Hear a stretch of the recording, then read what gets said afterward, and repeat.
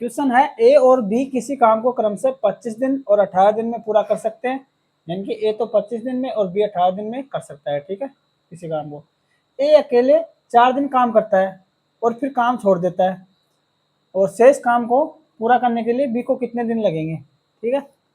ए और बी किसी काम को क्रम से 25 दिन और 18 दिन में करते हैं, यानी कि ए तो कितने दिन में करता है, 25 दिन में, ठीक है। ए के लिए बोल रहा है 25 दिन में कर लेता है, और बी कर लेता है उसी काम को कितने दिन में, 18 दिन में कर लेता है, ठीक है। बी उसी काम को 18 दिन में पूरा करता है, तो इनके लिए वर्क क्या आ जाएगा, वर्क ले लेते हैं, वो एलसीएम ले लें दोनों का, इन दोनों का एलसीएम ले लेंगे, वर्क आ जाएगा।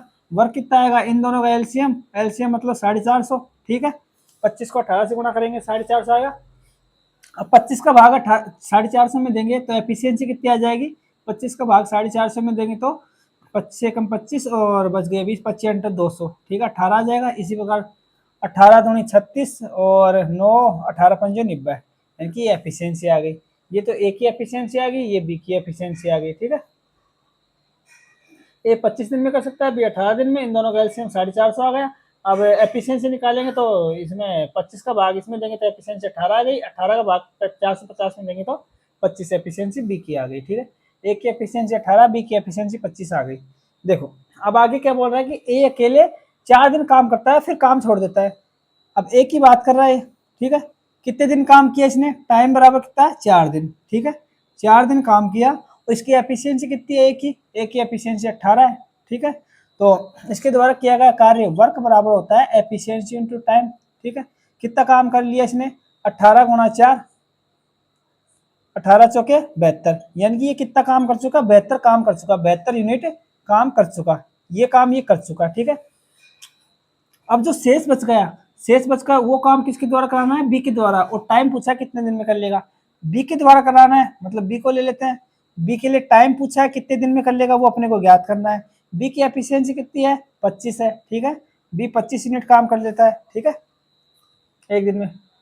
और अपने को क्या ज्ञात करना है, शेष काम को कितने दिन में पूरा करेगा, तो अपने को शेष काम ज्ञात करिए पहले तो, शेष शेष वर्क कितना हो जाएगा। अब एक बार बताओ, टोटल वर्क 450 है और ये वर्क ए ने कितना कर दिया, 72 यूनिट का वर्क कर दिया, तो 450 में से 72 निकालेंगे तो शेष वर्क आ जाएगा। तो टोटल वर्क 450 है, उसमें से ए के द्वारा किया गया कार्य 72, तो ये 72 माइनस कर देंगे, इसमें से कितना आ जाएगा 8, 10 में से 2 गए तो 8 बच गए, और 14 में 7 के 7 बच गए, ठीक है। और ये 378, यानी कि शेष वर्क कितना आ गया, शेष वर्क आ गया 378 यूनिट, ठीक है। तो अब इसको शेष वर्क को यानी कि 378 को बी द्वारा करने में लगा समय कितना होगा, समय बराबर क्या होता है, वर्क अपॉन एफिशिएंसी होती है, ठीक है।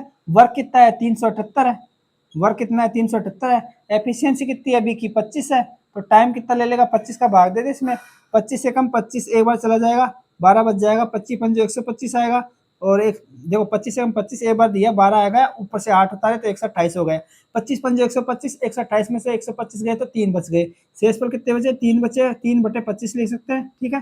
15 सही 3/25 उत्तर आया। यानी कि उसको कितने दिन लगेंगे, 15 सही 3/25 दिन लगेंगे, यानी कि ऑप्शन नंबर 15 सही 3/25 यही आ जाएगा, ऑप्शन सी इसका आंसर हो जाएगा, ठीक है, ये अपना आंसर है।